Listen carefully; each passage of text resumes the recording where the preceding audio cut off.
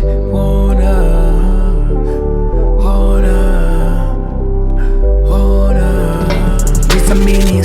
Mr. Minister, can't you see?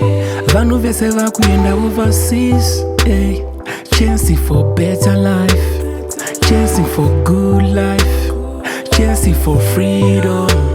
Kudzidza takadzidza, kupasa takapasa, satina basa. Please can you do something kuti ramangwana tiwanope, hey. Vanasikana dzakurorwa dzichiri pwere, apa dzinodhaka zvachazvichambopere.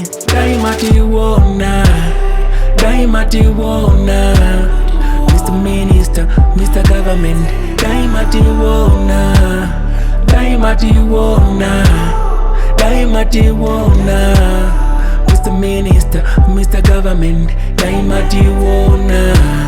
Kana muchiti mayouth ndora mangwana, ndinobvunza seiko muchitkanganwa. Kana muchiti mayouth ndora mangwana, ndinobvunza seiko muchitkanganwa. Dai muri vamwe matipawo mabasa, dai mativhurirawo industry.